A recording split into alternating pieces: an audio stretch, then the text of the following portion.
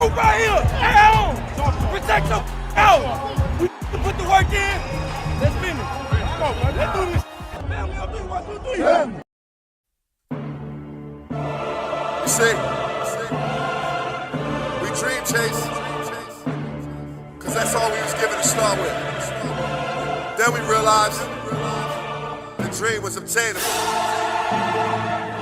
Now look at us.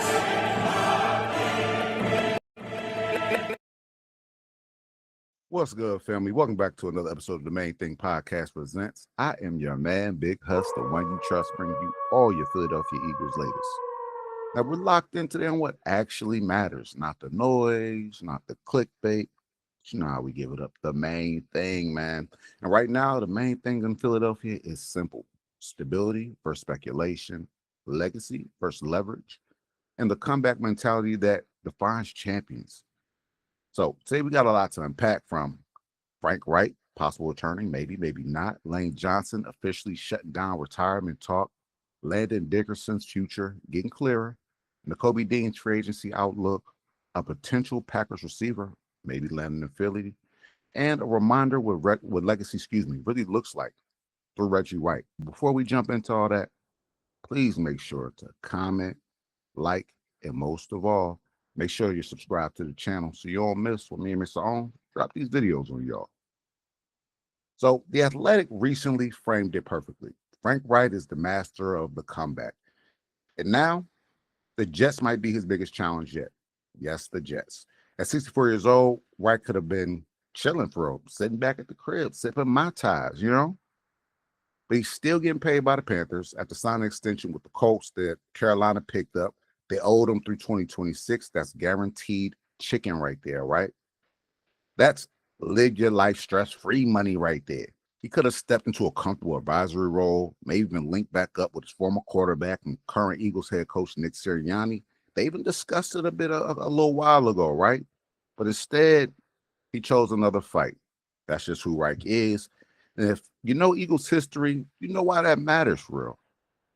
Wright authored one of the greatest playoff comebacks ever during his time with the Buffalo Bills. He built his reputation around resilience, on refusing to stay down, getting up. Hey, just how Philly does, right? So when he sees an opportunity like this, even with the chaotic franchise like the Jets, he doesn't see risks, he sees redemption. That mindset is contagious. It is also relevant to what's happening in Philly right now. Because this offseason, the Eagles are in comeback mode. It would have been nice to have Frank Reich join the Eagles ranks once again. What came in with welcome arms, really turned the page and got the things going for us in Philly during the later 2000s here. But he chose another path, and hey, man, much love to him. We'll probably be saying him soon, right? Now let's move on a little bit to Lane Johnson. My man ain't done yet, no sirree, right? Let's clear this immediately. Lane Johnson is returning. The two-time Super Bowl champion right tackle told Inquirer's Jeff McClain, look, he's officially returning for his 14th season in 2026, and that's huge, man. Johnson turns 36 in May. He finished up 2025 banged up, right? Jeff Stoutler's gone. On paper, it felt like this was the possible exit point for Pave the Lane, but he's back. Former Eagles running back LaShawn McCoy hinted at it. NFL insider Adam Schefter alluded to it. And financially, walking away would have meant leaving some serious money on the table. And we know Pave the Lane ain't about to do that. So here's the reality. The Eagles are a completely different football team when Johnson plays.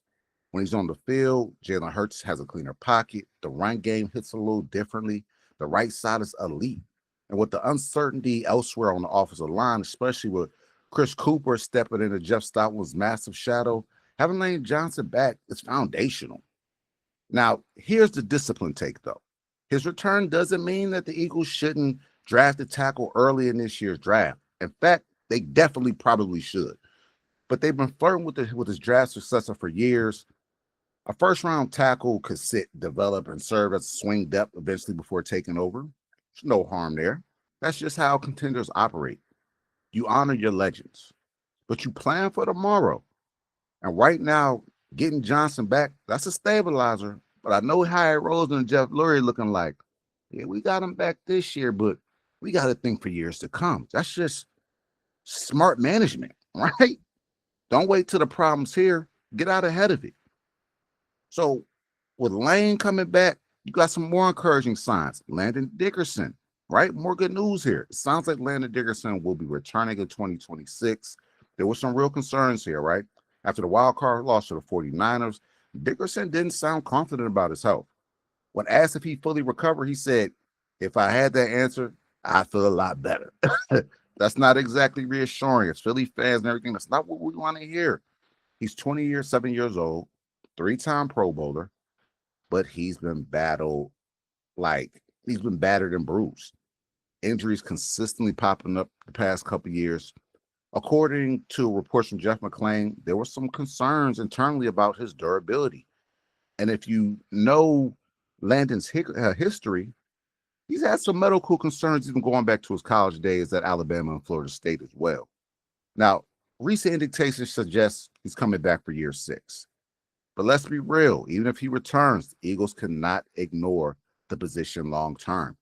Dickerson at full strength, straight up tone setter, mauler, right? But Dickerson's compromised physicality or health for real, it changes the interior of the offensive line. It changes that whole dynamic up. The key is this: can we get Landon Dickerson a full offseason of recovery? Not pushing him, not forcing him back, really letting him rest and do the things that he has to do to get his body back up in tip-top order. Because when he's mauling and he's 100%, then you got Mailata over there too. Man, I'm one of the best 1-2 punches on the left side of the line that one could ask for real. Now, if not, though, let's just be real. The Eagles better have a contingency plan ready. Championship teams, once again, they don't assume health. They prepare for variance. You don't wait till the problem's on your doorstep. You get out ahead of it. Now, another name that's been popping up, undervalued or injury risk, Nakobe Dean, young stud out of Georgia. Right, been balling with Philly here lately, but injuries have popped up. Now, NFL.com recently listed players who could be misvalued in the 2026 free agency, and a name that popped up, our very own, like I said, Nakobe Dean. Dean has flashed real ability. There is no denying that. 7.5 sacks over 4 seasons, range in the middle, playmaking instincts, a physicality that this defense needs, and that he just changes the whole tone of the Philadelphia Eagles defense when on the field.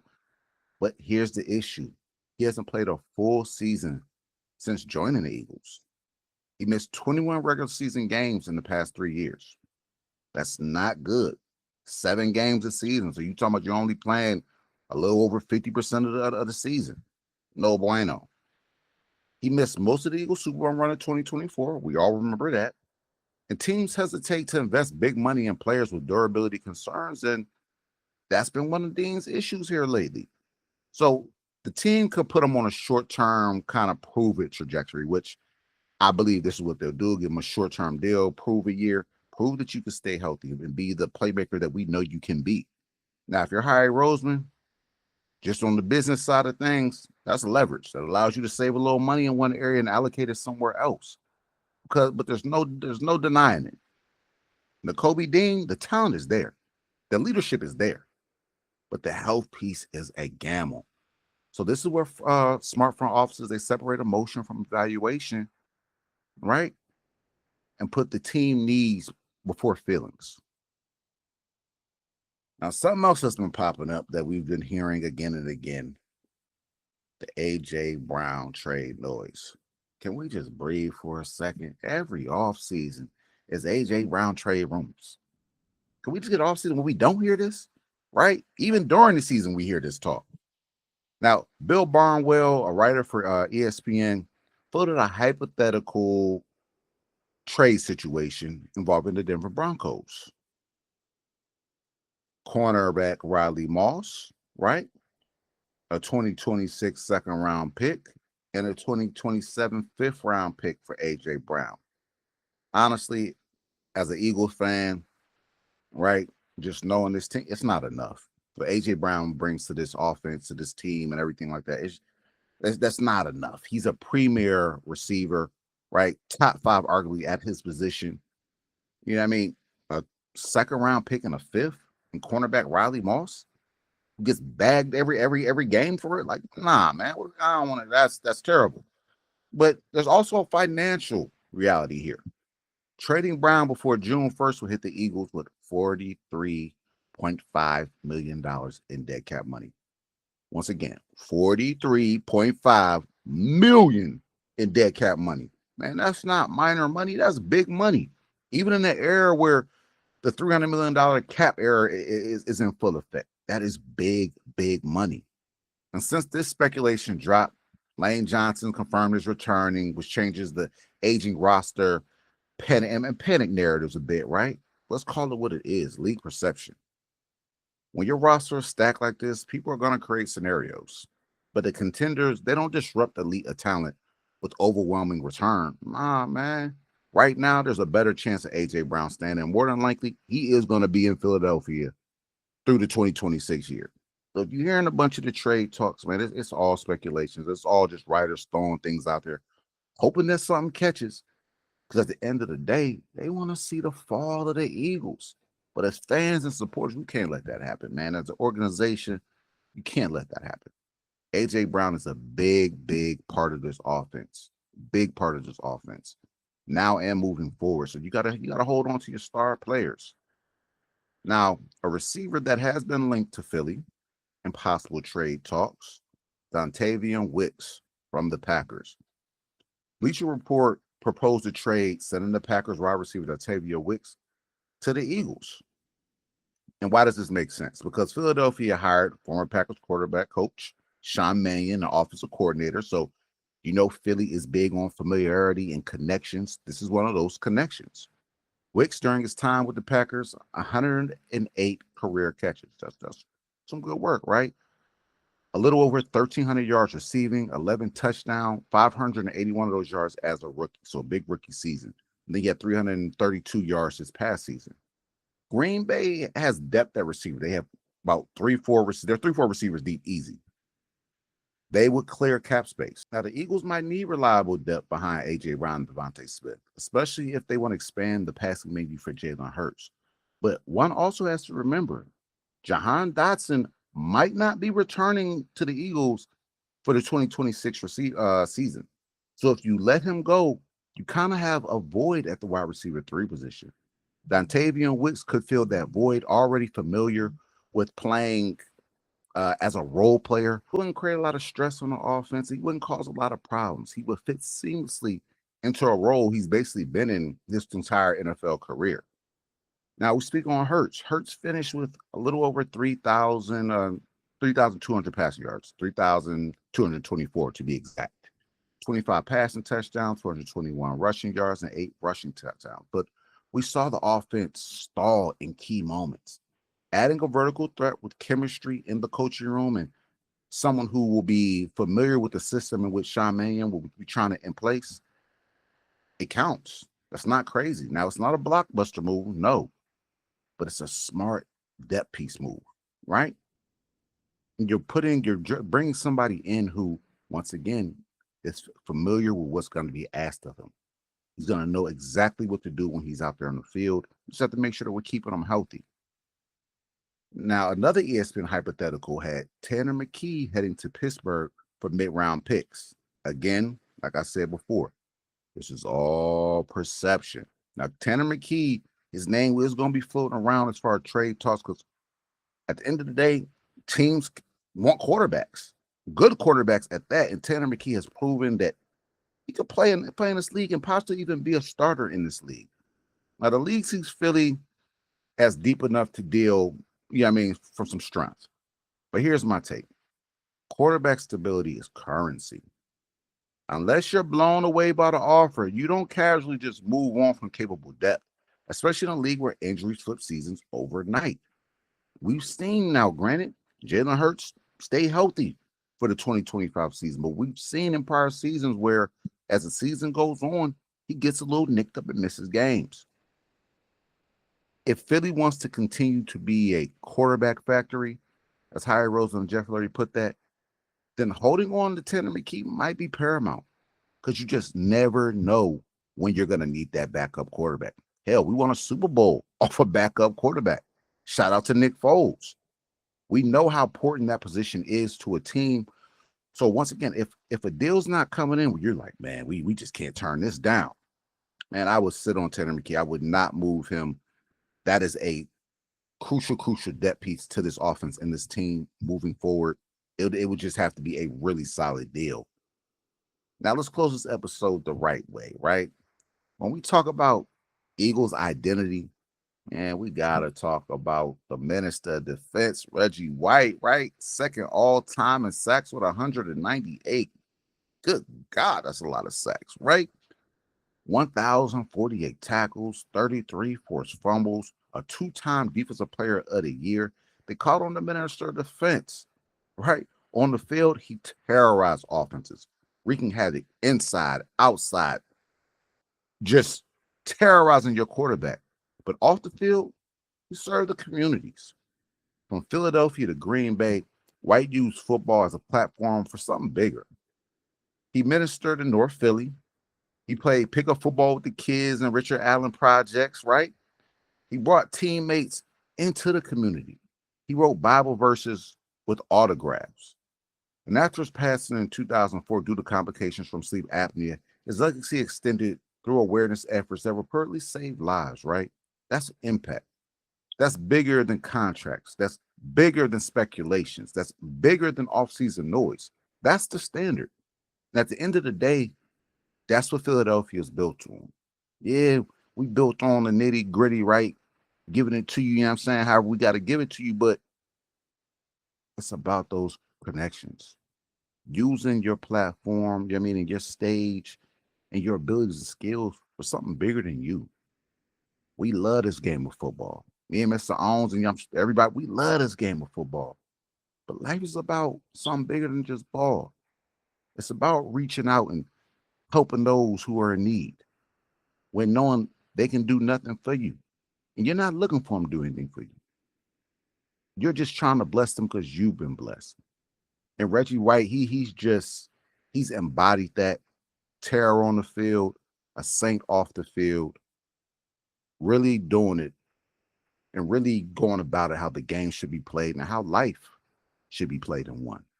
So it's always love, you know what I mean, in Philadelphia on the Main Thing podcast with Reggie White, one of the greatest, like I said, on and off the field. His name will never be forgotten. Now, here's the main thing. The Eagles aren't rebuilding. They're recalibrating. Lane Johnson returning, you know what that equals, stability. Landon Dickerson likely back, very much encouraging, right? Got to solidify those trenches. Then the Kobe Dean, a calculated decision.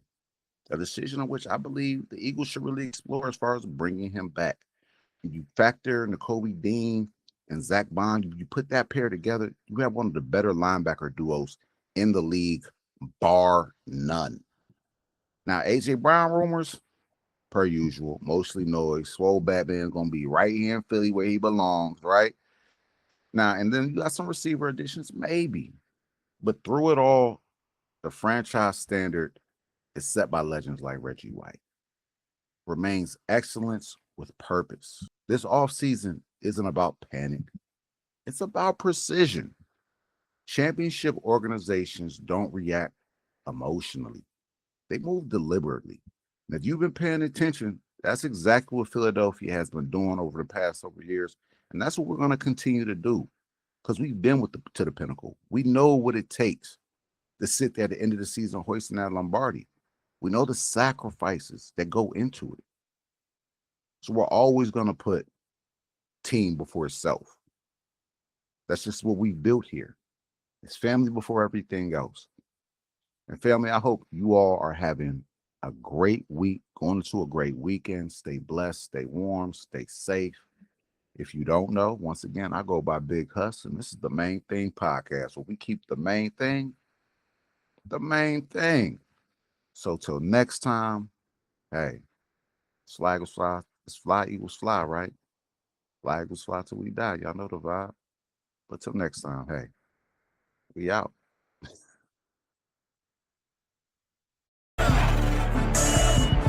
was I was gonna make a lot of money doing what I wanted to do. I went after it, and it was a struggle to achieve it. But you know what? I caught that bitch. Dream chasing.